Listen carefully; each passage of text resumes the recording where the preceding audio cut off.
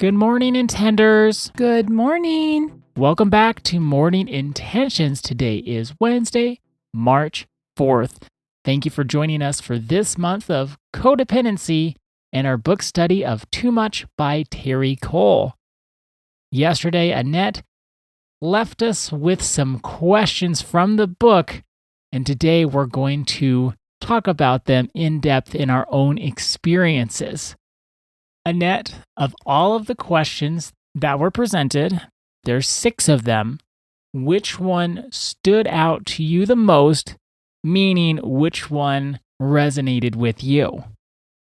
They all did. They all did. There wasn't one that was less or more. They're equal weight, you would say? Well, okay, so let's go through the first one. Are you often the person that people come to for advice or when they are in a jam?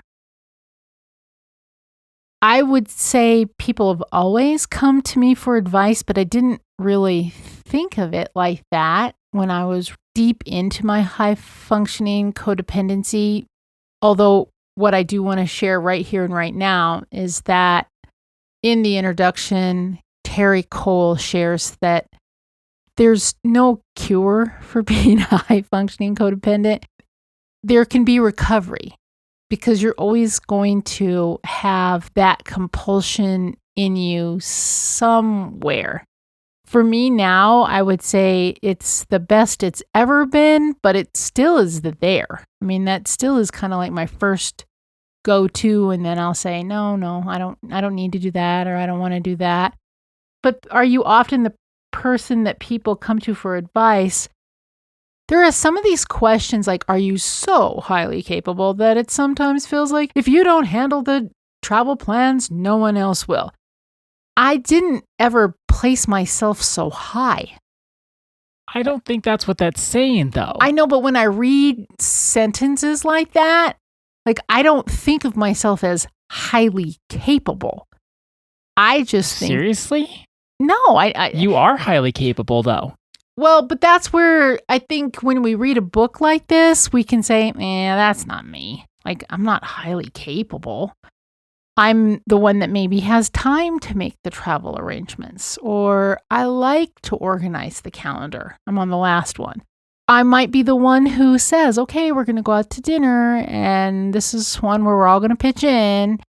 Yes, you might do these behaviors, but I do want to say that when you're a certain type of person, which I am, I'm never thinking of myself as like, if I don't do it, it's not going to be done right. I haven't had that feeling. It's more like, this is my role. I do this. The reason I wanted to bring that up is when you're a high functioning codependent, you are trying to be the best you can be for other people. And it's the for other people that gets us caught up. But we're not thinking that we're better than somebody else. We're just not. We're not thinking that, I have to do it or it's not going to get done right. I mean, we may have certain situations where that literally is true, but that's not the focus of a high-functioning codependent in my experience. Even the high-functioning codependents that we have worked with, they are not thinking of themselves as so high. They're just saying, I want to do this because I love you. I want to do this because I know I can. Does that make sense, Ada? So I did not take this as saying that people are of the opinion of themselves that they're better than others or highly capable means they're higher above them. That wasn't my interpretation of those words.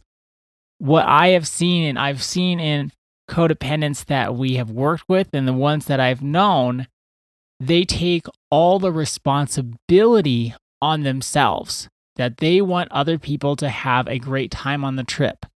And if they don't see other people planning it out, well, then they'll jump in and take charge, not in a controlling, I'm better than everybody way. I don't think that at all. It's, I want people to have a good time, and so I'm responsible for that. It's all on me.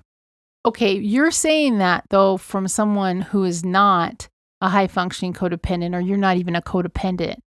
I'm here to tell you Did my response give that away? Yes. But I'm here to tell you, though, I'm going to be the resident high-functioning codependent in all of this. I don't want to make you that. But sometimes that's what I feel I like, well, am. Annette, how do you feel about this? And it's like, well, I don't want to put that on you for every single day. And you're our resident codependent. You're the poster child for codependency. I don't want you to be in that position. I'm fine being in that because I'm going to advocate for the high-functioning codependent. I will tell you right now, we are accused of being controlling. And that is not our motivation at all. And that's why I take umbrage to some of these words. Are you a professional fixer? Well, we don't think of ourselves as a professional fixer. We just say someone has a problem and we think we might be able to help. These questions, I love Terry Cole, right? And I agree with 85%. But these questions... Is this part of the 15% that you don't agree with? I didn't like the word choices here. Because are you so highly capable? Are you a professional fixer? We're not thinking of ourselves like that. We're saying, I love you, I'm willing to help. Or even if you don't love the person, I hear that you're suffering, maybe I could offer a little hand. So what about the codependents that we've met? It's not about being controlling. No, it's about not. Being safe. That they know for their safety, their sense of safety, whether it's emotional or physical or otherwise, and for the safety of others, that if things are done a specific way, then everybody will be happier and will avoid any negative outcomes. Okay, that's not controlling, in my opinion, but that is coming from like a trauma response. No, okay, so I'm also going to say that there's some people that you have to deal with in life. It could be your partner, it could be your best friend, it could be your neighbor, it could be anyone.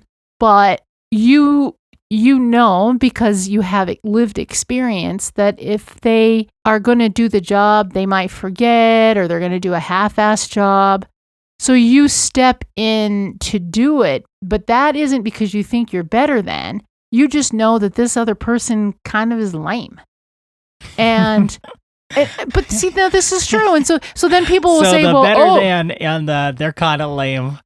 Those don't go together." Well, no. Okay, so have you ever had the experience where, okay, you say to the neighbor group, okay, so you're going to be the one who picks up the trash in the neighborhood. Oh, yep, I'm going to be the one, and that person never does it.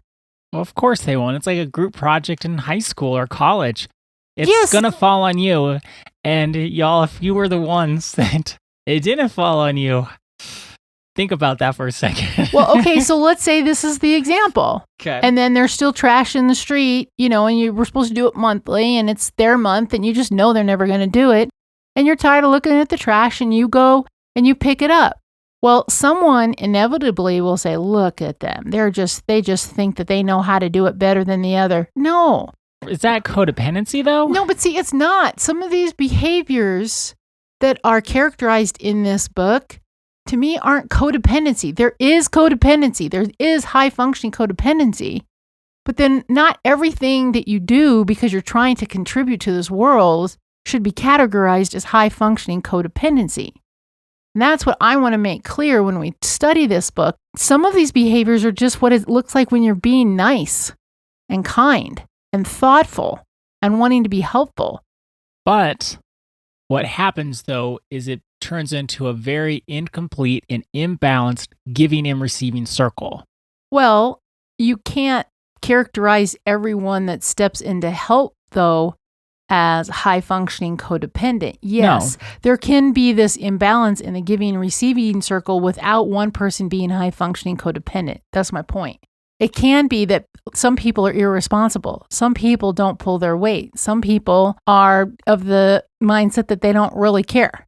And so if that is true, and I know that there are situations that that's true, just because somebody else then steps in to help doesn't make them a high-functioning codependent.